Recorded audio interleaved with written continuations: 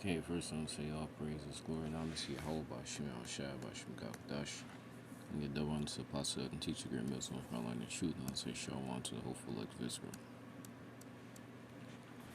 And this is gonna be another short video, but a little bit on this whole Russian icons thing, which is something that's actually been talked about for quite a while, but niggas didn't seem to believe the men of Great Millstone who said it.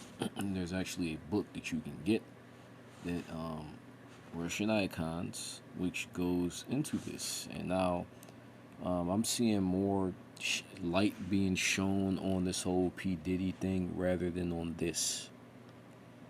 And stuff like this gets swept under the rug, but shit like P Diddy, like some faggot fucking a bunch of kids gets fucking, put in the spotlight.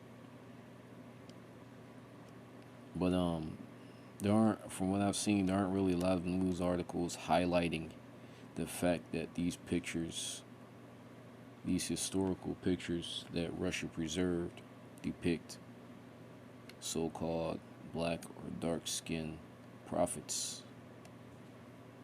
And it's in the Bible what the Heavenly Father and Son looks like in their people. But it's been marketed to the common rabble of them being the Edomite.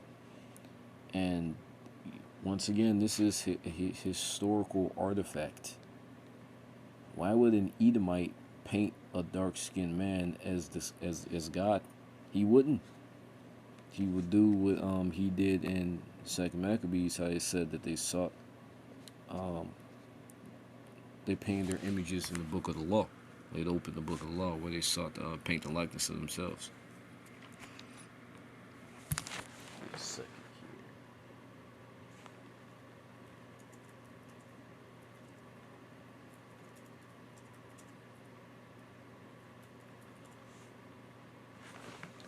This is Luke 12 and 2. Because, you got niggas that are talking about, this faggot more than they're talking about their own heritage.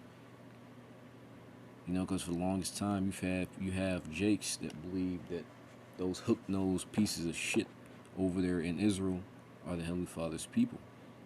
But as it turns out, if the Heavenly Father's Son looks like us, then that there's something. And the average nigga, and you may have heard the average nigga that have gone, that they may have heard of it, but to actually, it's one thing to be told this type of thing, but it's another thing for the common rabble to see a government or figures that they would deem as figures of authority come out with the very same thing that they heard. Like people. That's just how these dumbasses work, and you see more light being shed on this faggot rather than this. You know. Now, like, I know there's this type of thing is trending on TikTok, but personally, I'm not into social media like that. So like this could be trending all over fucking social media, but like I'm not into fucking social media.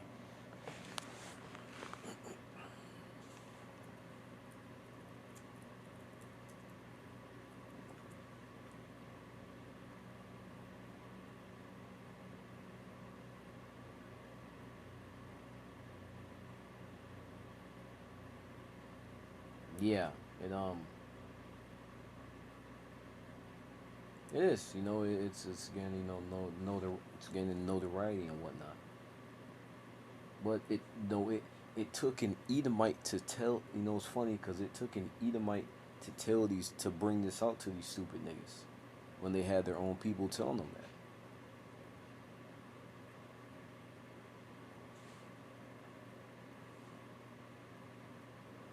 But this is Luke 12:2. For there is nothing covered that shall not be revealed, neither hid that shall not be known. And the so-called white man tried his damnness to keep the truth hidden about who the Heavenly Father is, who His Son is, who their people are.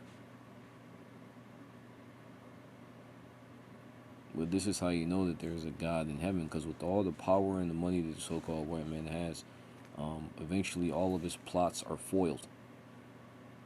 And there's that one nigga that said that the Rothschilds are the financial equivalent of gods. And what with all the power and the money they have, their plans are still fucking failing. You still have shit like this happening. You know, and the scriptures go into the 10 toes, partly broken, partly strong. I think it's in Daniel. But you go into the 10 toes. It, that's one of the things it's going to is how the kingdom is going to be weak. I think it says partly strong, partly broken, referring to the 10 toes. But also, their people are going to be divided, if I'm remembering correctly. And when you go into the latter part of that statue going into Esau's kingdom, his kingdom is fucking divided. You have Esau, his own people, telling on themselves. You got Satan's kingdom divided against itself. It says, I think it says in a couple places. One of the places being Matthew.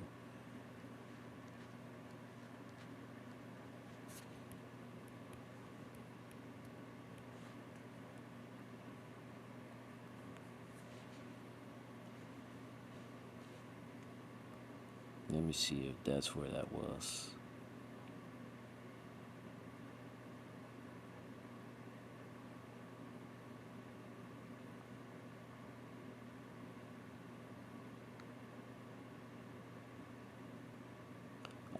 Verse 43, and whereas thou sawest, and this is going into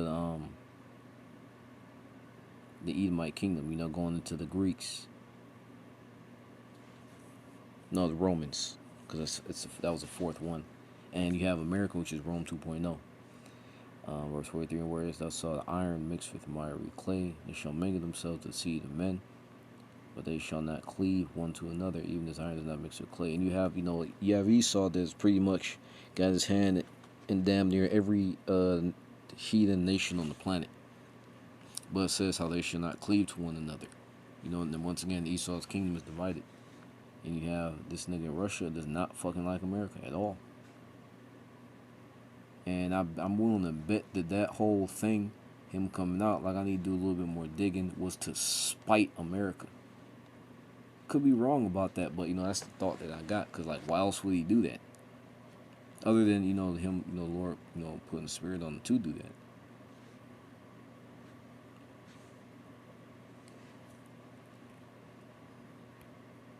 But whether, you know, whatever reason it is, this is proof that, you know, things are indeed changing. That, you know, America is coming to an end, and you have iconoclasm, and something that nations do when they take over another nation is they set themselves up as the authority. You know, history being whitewashed, and yes, history is whitewashed. Jesus, not Jesus, but Yahushua is not white. The Heavenly Father is not white. That's something that nations do, just like with us, right? When we take over the world, all people are going to worship our God. We're going to commit iconoclasm on them.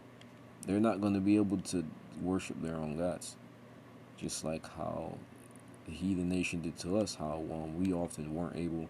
Well, I don't want to say weren't able, because there are times we were, but especially in America, how we not able to properly worship the Heavenly Father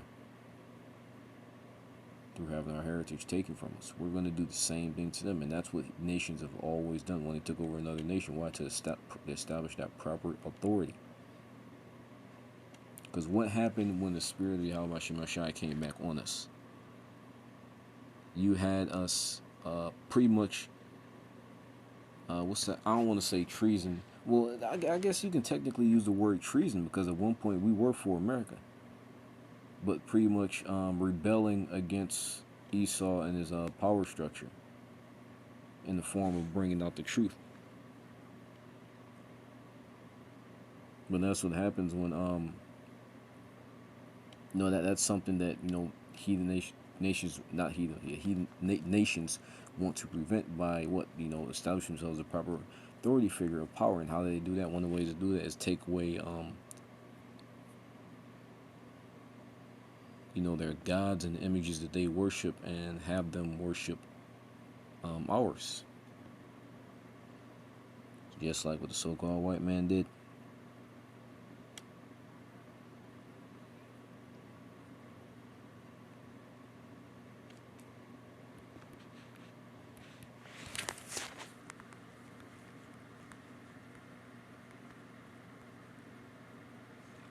make no mistake, you are currently in the current fall of America. America's going down the drain. You have its people. You can't have a proper country or a proper nation if your own citizens are rebelling against you, and and talking about how the leaders are corrupt, and how their leaders, they're not properly leading. Sedition. You can't have a proper country when you have sedition.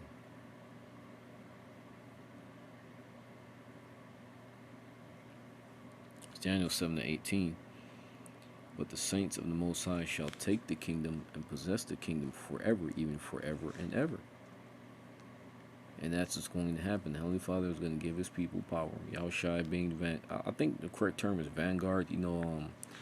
Pretty much the first to strike out of the army, because there's different sections of the army. You got your archers. Like, I'm not well versed in that, but you got different sections of the army.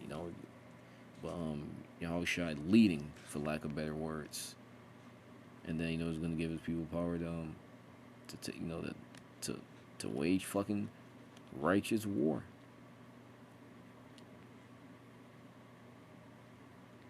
But that's what's going on, man. What was that? Because of unrighteous dealings.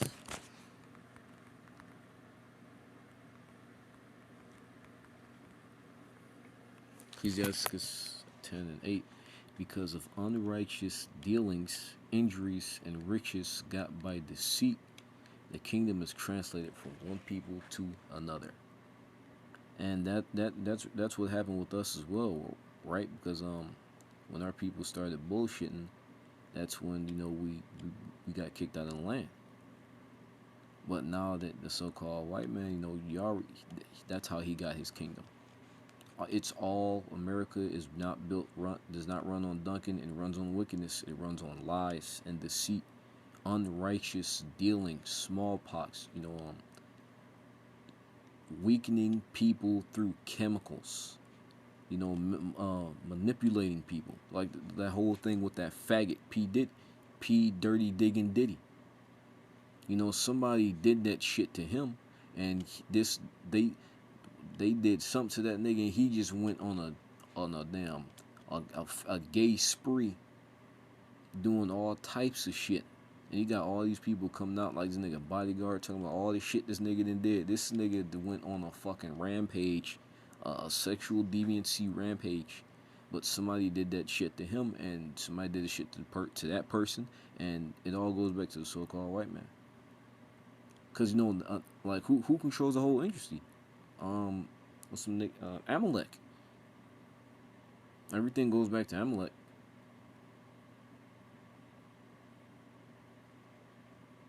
What's that nigga Jacob Rothschild, man? There's a video out with that nigga literally talking about how his forefather created the state of Israel, created it, funded those niggas going over there. He literally explains how that shit happened. How they were in league with Britain to do that shit as well. It all goes back to them.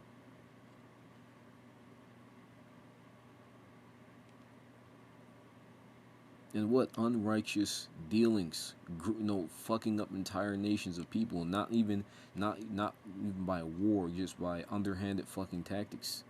Like what? The majority of our women are completely useless. They're as women.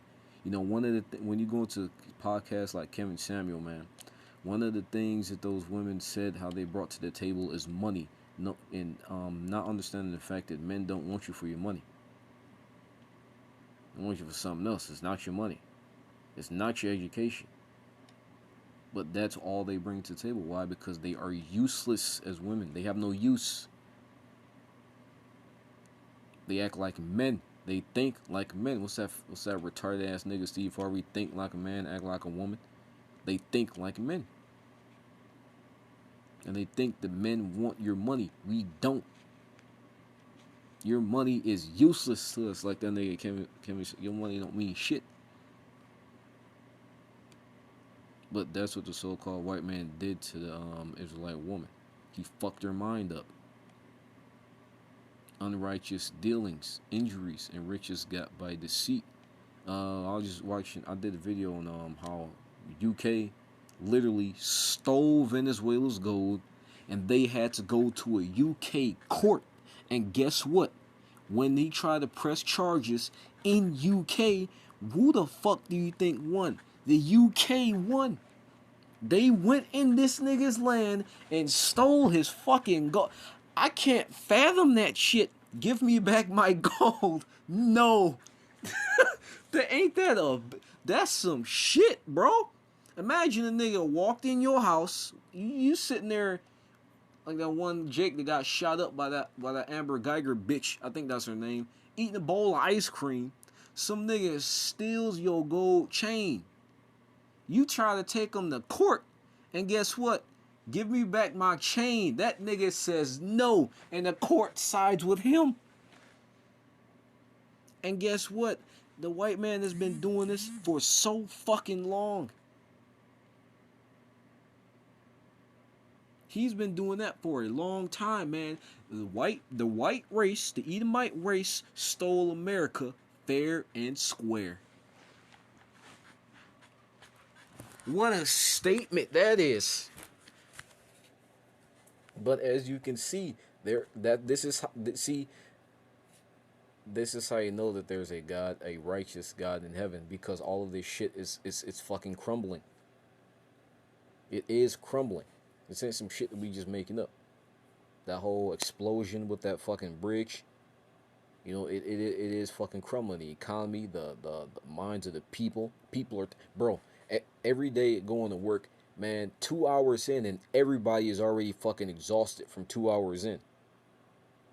Niggas do not fucking care. They don't care about performance. All niggas are trying to do is feed themselves, and they're struggling doing that. Niggas do not give a fuck.